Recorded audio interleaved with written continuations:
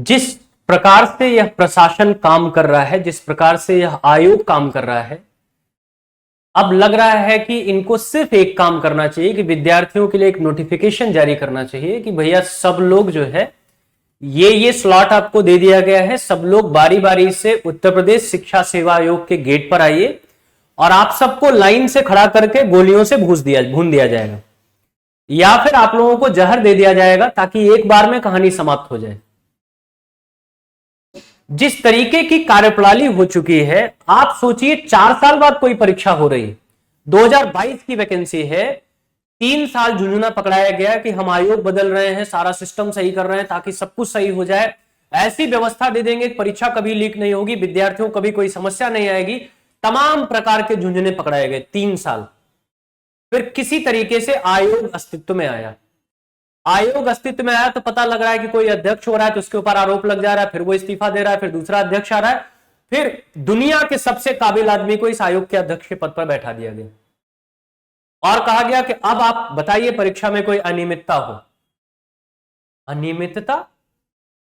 आप परीक्षा करा ही नहीं रहे, आप सिर्फ विद्यार्थियों की मजबूरियों का मजाक बना रहे हैं। 4 साल इंतजार करने के बाद विद्यार्थी इस परीक्षा को देने गया है और आपने क्या किया? सिलेबस से बाहर, मतलब सिलेबस को छोड़कर बाकी सब पूछ लिया आपने। अगर आपको यही करना था तो आप सिलेबस ही जारी ना करते, आप बता देते कि हम लिटरेचर या ग्रामर से कुछ भी पूछ लेंगे, आप ये कह देते कि आपका कोई भी सिलेबस हो सकता है, तब आप विद्यार्थी का पोटेंशियल देखते। 1% भी आपकी काबिलियत उस विद्यार्थी के सामने नहीं, जिन विद्यार्थियों को आपने कल निराश किया है, 1% भी काबिलियत नहीं आपकी। आप जिस कुर्सी पर बैठे उस कुर्सी पर बैठने के लायक नहीं। आप किसी एक विद्यार्थी के सामने बैठ जाइए और प्रश्नोत्तरी आप खेल लीजिए, अगर आप उसके 10 प्रश्नों में से 5 प्रश्न का भी सही उत्तर दे दीजिए तो आप मान लीजिए कि आप कुर्सी के लायक हैं। मजाक बना रखा है पूरे सिस्टम का आप लोगों ने। 400 किलोमीटर सेंटर आपने दे रखा है, 200 किलोमीटर सेंटर दे रखा है, विद्यार्थी भाग के इस गर्मी में जा रहा है, इतने सपने, इतनी उम्मीदों के साथ कि चलो 4 साल बाद एक मौका मिला, मेरे जीवन में कुछ बेहतर होगा। आपने क्या कर रखा है? एक घटिया सा मजाक। सिलेबस को छोड़कर बाकी सब कुछ पूछ लिया आपने। मतलब कितनी लापरवाही है कि आपको जरा सा भी इस बात का एहसास नहीं कि आप देश के भविष्य को बर्बाद कर रहे हैं। और आप बात करते देश बनाने की, देश बना नहीं रहे, आप देश बर्बाद कर रहे हैं। क्योंकि इस देश का जो ट्रू पोटेंशियल है ना, हम इसी चीज में तो आगे थे, हम युवाओं की आबादी में ही तो आगे थे, हम अपने युवा पोटेंशियल में ही तो आगे थे पूरे विश्व में। आपने इतना निराश कर दिया, आपने इतना उदास कर दिया, आपने इतना तोड़ दिया उसको, अब उसके जीवन में कुछ उम्मीद बची ही नहीं। परीक्षा कराते हैं, पेपर लीक हो जा रहा है।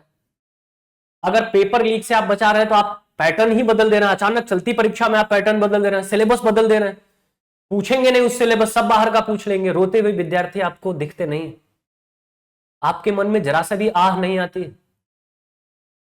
इतने कठोर हो गए सत्ता के मद में, आप इतने कठोर हो गए कुर्सी पर बैठकर, आपको अपनी ही जिम्मेदारी का एहसास नहीं है। किस लिए आप उस कुर्सी पर बैठे हुए हैं? अनियमितता पैदा करने के लिए या इसको नियमित करने के लिए?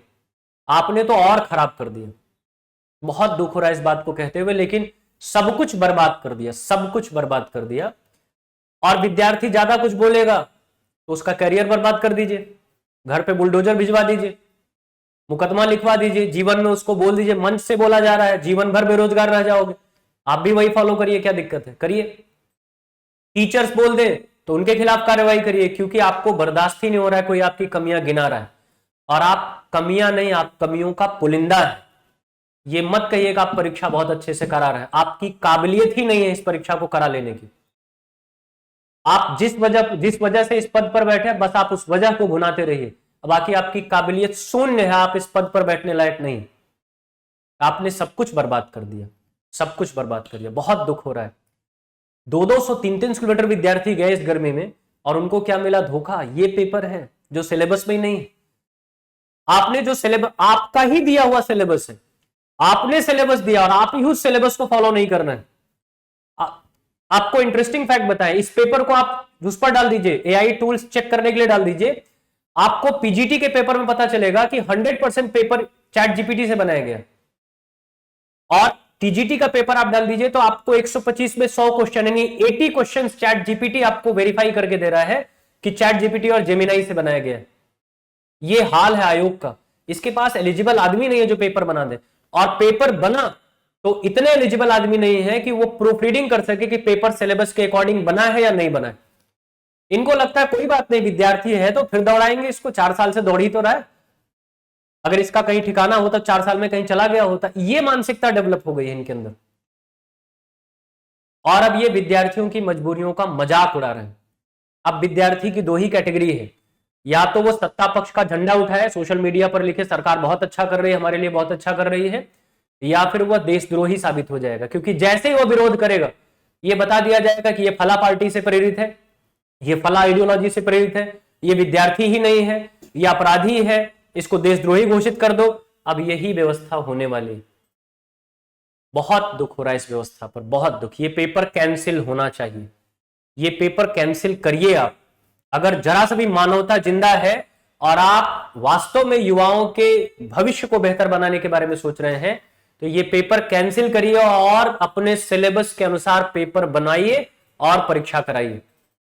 तब तो ये माना जाएगा आप वास्तव में भविष्य के बारे में सोच रहे हैं युवाओं के, नहीं तो सिर्फ और सिर्फ छलावा है आपकी तरफ से, एक्सपोज हो रहे हैं आप, ये समझ लीजिए। ये पेपर कैंसिल करिए, दोबारा पेपर कराइए, यही एक उपाय है।